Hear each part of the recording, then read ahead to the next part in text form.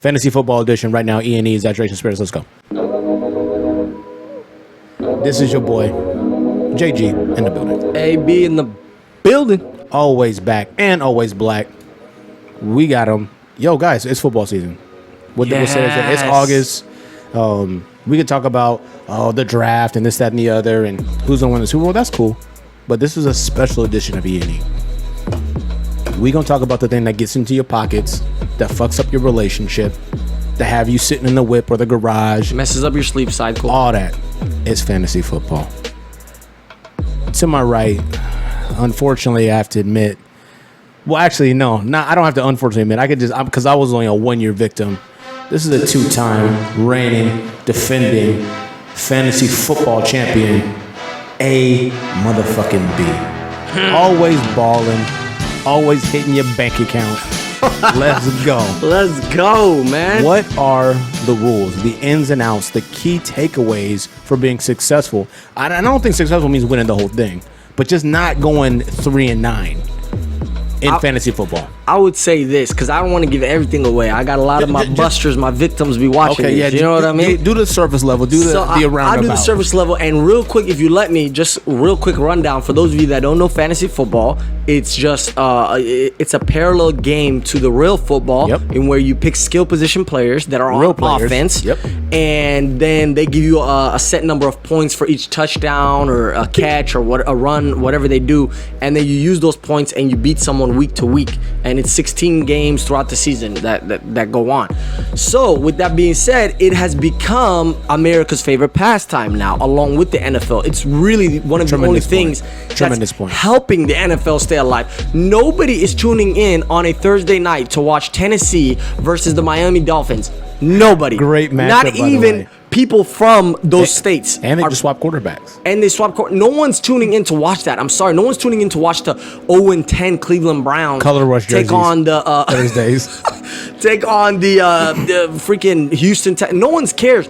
The reason people are tuning in is for fantasy purposes. Now, what he said was that I was the what was it? I'm hard of hearing. What was I? The two-time reigning and defending fantasy football champion. Okay, that's what I thought he said. Listen, the reason I'm able to win this, it's a lot of sleepless nights. You gotta be willing to take it there. You see the intensity in my eyes right now? It is crazy. You gotta be willing to take it there. Crazy. For real. You gotta be willing to take it there. You gotta be the first one. I open up a Twitter. I'm not even a Twitter user. I open up a Twitter just to follow dudes. And that's why when I hit him with a tweet, he doesn't respond. Now I know. I'm not a Twitter user, but I will once football starts. But I follow guys like Adam Schefter. I follow guys like Mike Adriano. I follow guys like Eric Carabell and these fantasy analysts, because Matt you know Berry, why? Shout out Matt Berry. Oh, big shout out to the big homie Matthew Berry. The reason I follow them is because they give you the immediate alert. We're talking about 2 a.m. 2 a.m. Oh, Le'Veon Bell slipped on a towel in the bathroom. His back is hurt. Updates coming soon. And I know about it. I'm like, oh my God, I got to drop him. I got to go get someone else. So that's one of the main reasons. Another main reason is, surprisingly, G, trust your gut. A lot of people overanalyze. And no, you don't. I got a six-pack going. But listen, a lot of people overanalyze and they get into these numbers and stuff too much. Man, this is not math. This is not rocket science. So I want to go back for just a second. Yeah. You talk about scoring system. So I think, correct me if I'm wrong, let's go a basic fantasy football. You guys know, if you play, then you know this. You have a quarterback. Correct. And normally, not these two fucking quarterback leagues. That shit is weird. Standard that's for people who don't know what's going on. You got a quarterback. Right. 2 wide receivers, 2 running backs, a flex, a tight end, and a defense, right? And then you're talking about variances: 3 wide receivers, 2 running backs, whatever. Right. So you have your basic setup, right? One of the biggest distinctions between this league versus that league is PPR, which means point per reception. Correct. So your yards are, let's say 1 point for every 10. And then another point for a reception, versus you don't get the point for a reception in another league. Correct. So pretty much like a decimal system instead of a solid scoring system. Correct. We went deep there, so my bad. But I want to create clarity context, for the fantasy football thing. I want to go back to another point that my man AB made. He's 100% correct. No one is checking for Tennessee versus, well, they might check for the Browns now, but Tennessee versus, New York, the Detroit Lions on a Thursday. Perfect example. For any other reason other than I need to see what Matthew Stafford and his blasted arm is going to do, how many touchdowns he's going to throw. and it's the real of the real. Fuck, really, in the first 30 seconds of what you said, it's a great point. The NFL, for a lot of reasons we're not going to get into now, political stuff, black, white, this, that, and the other, fantasy football is the thing that buoys this. 100%. And that's now you're starting to see states legalize gambling and all that shit. Online gambling. Specifically tailored for fantasy players. It's a big deal. But we're not going to get into the politics. We're going to get into being successful in fantasy. So what we have right now is Twitter. My man, he sleeps 2 hours a night. You gotta get the updates. You gotta need the updates. So you need hella apps on your phone. So if at the top of your phone screen where you have your display bar, if it doesn't have 37 notifications, you're not winning. You're not. No, you're not. Because by the time you want to wake up, stroll out of bed at 9 a.m. on Sunday, right before the games kick off, make your little coffee. Let me get into the app. Oh, my player's hurt. He's down. Let me adjust. No, I was up at 4. I know your player was hurt. I knew that last he also night. he doesn't have children. Now, if you got kids, shout out you. Gee, the ones with kids are worse. How? I've seen dudes curving their kids for fantasy. Curving them. Like, oh, I had something to do, but I got fantasy playoffs. Nope. You with your moms this week. Straight up. Now, I got to get a correlation of the statistic between divorce rates and football season. We're going to look into it. But I'm pretty sure it's up there. It's just high. because of fantasy. And it's intense. But my favorite parts of fantasy, other than winning, of course, can't control that. I'm a serial winner.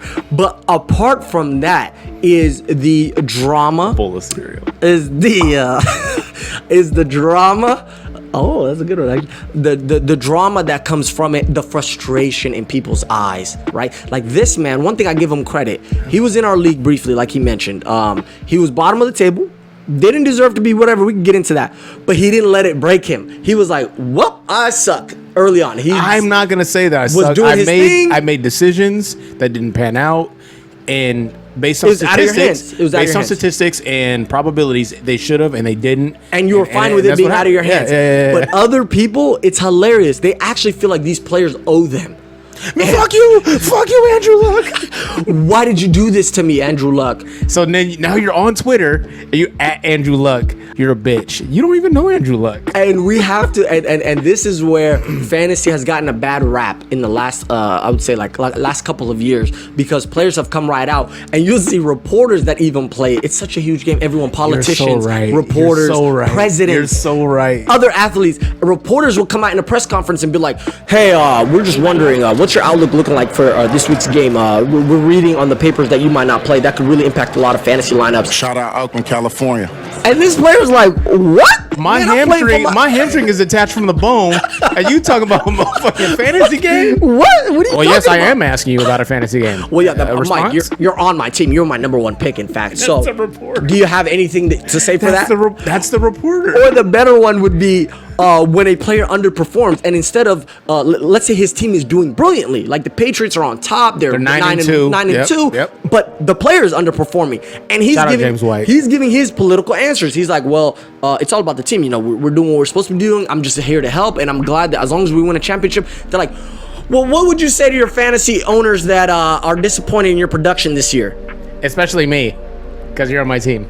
And the player's like, what? We're 9-2. I'm doing what I'm supposed to be doing. We're winning games. What are you see that fucking chip block that I made? And I kept Tom Brady upright. Well, unfortunately, your chip blocks don't get me points. So what are you going to do next week to make sure I win?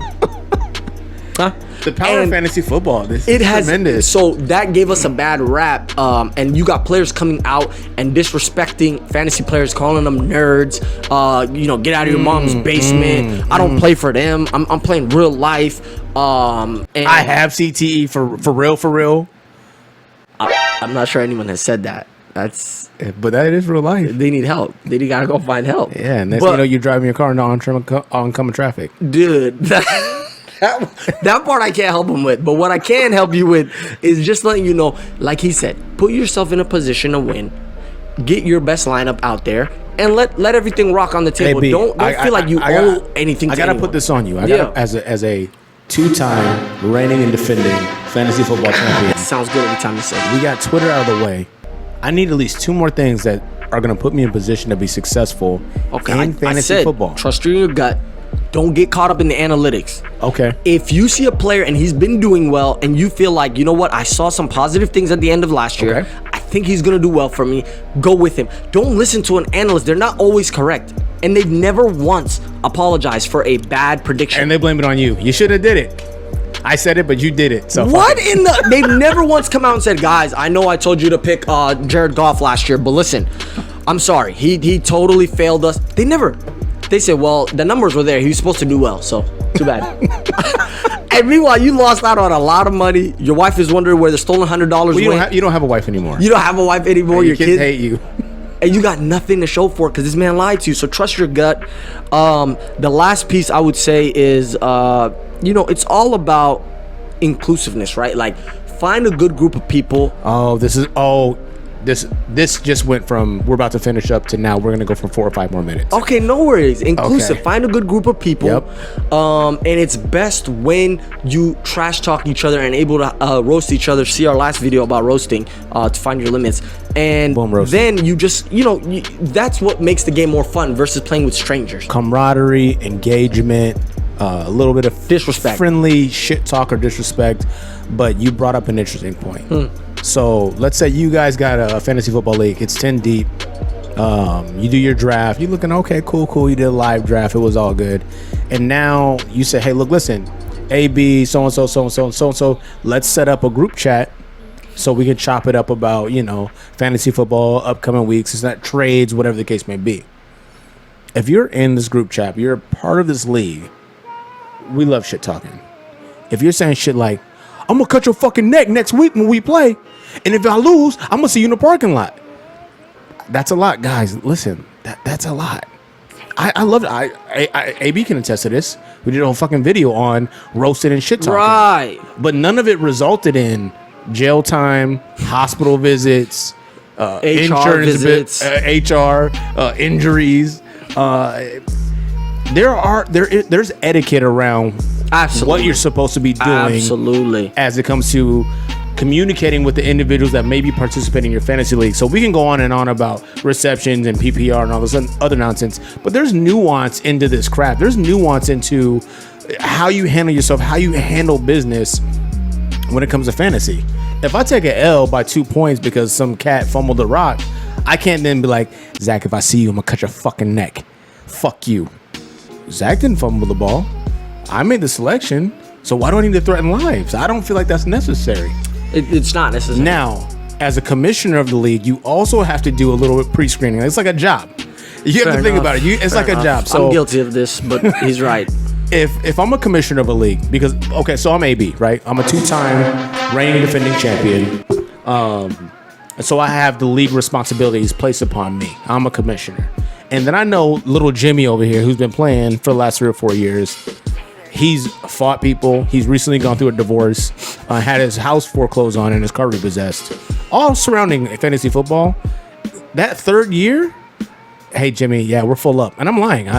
We need one more guy. But I'm lying to Jimmy. Even though Jimmy's been riding with you guys for the first 2 years solid, because he's on a steady path to destruction. No, yeah. So cool. He lost his family. He lost his house. He lost his car. Now he's gonna take a life. But this is all he has. It doesn't matter. That's not my responsibility. Jimmy's grown. You getting shanked. I'm getting shanked? Jimmy's shanking you. Because this is Jimmy right here. Soon, go ahead and break it down to me. I'll show you Jimmy's reaction. Go ahead. Hey, Jimmy. Well, hey, did you get my request? So you say, hey, get my request? What's going on? Because the draft is supposed to be like 2 weeks from now. So yeah, so the draft actually happened yesterday. We got together and stuff like that. And for our league? Yeah, for our league. For the one we've been playing in? Yep. The one you've been in for the last 4 years. We got another guy that came in. What? His email just came in a little sooner. What do you get? For what? Why am I out? Who took me out? Because it's the new guy, because he responded a little quicker than you did. We didn't get your email in time. That's what happened. And so the league is full now. We're doing 10 teams this year, and so you're not in. So no. Remove him right now. It's done. Everyone already put their money up. G, $100. And you've been. So you guys just booted me out. You guys are okay with that? We didn't boot you out. You were last, and you've been struggling to pay. But no one hit me up. No one said, "Hey, where you at?" It doesn't matter. It's not a responsibility. The invitation went out, and you didn't respond, and you're late with. Okay, so that's the only thing I have. So I take that under the kidney. He's still not in the league. Jimmy's still not in the league. But you didn't have to get stabbed. That's all I'm saying. Okay, so then I'll do the conversation via text. If I work with Jimmy, though, I'm gonna avoid the fuck out of him. Hey, can I talk to you? No, man, I gotta run. I gotta take a shit. I can't talk right now. Okay, much smarter. I gotta go. But you're absolutely right. You do have to screen. He's in the bathroom outside my stall. Why are your pants still up? Your pants are. I can see your pants are up. Get out of here, man. But you're absolutely right, though. You do have to screen the people you let in and monitor group message chatter. Keep it trash talking. Keep it classy trash talking. I mean, fuck your wife. I know that's a contradiction. Trashy. What did I say? Classy trash talking. That doesn't make sense. No, it makes perfect sense. You know, you know. If I say to you, AB, you shit the bed last week, G, you scored 40 points. Yeah. I got 190 versus, hey, man, your wife's ugly ass bitch. That's aggressive. You could just talk about my team. My wife's got me involved. She passed away 2 years ago. That shit is crazy. That's crazy. That is nuts. I love her still. I haven't even dated since. Take it easy, Jimmy. But this shit is wild, dude. Fantasy, what you guys can expect from us going forward. This is good. We're gonna be doing more NFL. We're gonna be looking for head-to-head matches. We're gonna give you our predictions, score predictions. Yep. We're gonna be doing fantasy recaps for those people that go off that week. Yep. If a player comes out the blue, and and anything else they can expect as far as NFL related. We're doing. So week 1 comes up. We're gonna preview all the games. Yep. Not a 40-minute preview. We just go. Who's going to win this game? Lose. We're looking for the outbreak players, the guys we know who are going to kill, who should kill, and then a recap, essentially. Who did their thing? Who shit the bed that should have did their thing? And then what's going to happen next week moving forward. Also, we're going to, I don't know if I'm of a prowess, but my man's going to be giving fantasy advice, which will probably be wrong because he's in fantasy leagues already and he doesn't want to blow his own spot. Well, I'll be definitely doing reviews and recaps about who's going off and who's doing well, as well as. I would love for you to lose based on information you provided here on the pod. That will be coming. And I have a history of jinxing myself on here. See the Toronto Raptors videos. So a bunch of stuff. Check this out. I'll be giving the fantasy guidance. Yes. I'm not in the league this year. This is the first time in probably like 9 years that I'm not in the league. But hey, if you guys got a league, send us a link. Yes. Me and JG will join your guys' league. Yes, we will. We'll bring that E&E knowledge, man. I love that. Yes. So it's all things football. This is your boy JG. AB in the building. Like he said, hit us with the information. League name, Yahoo, ESPN, whatever. And we'll jump in there. You'll see the E&E pod email, so you'll know it's us. And we back. Football's back. Cass is getting concussions. CTE is on the rise. Let's go. On the rise. Like, subscribe, leave comments behind, and let us know directly through the comments if you got a league you want us to join. Tell us all the information, and we'll send you our stuff. Thanks for watching. Bell icon for notifications. Stop playing. Mark, get this video out sooner than later. One love, baby. We out.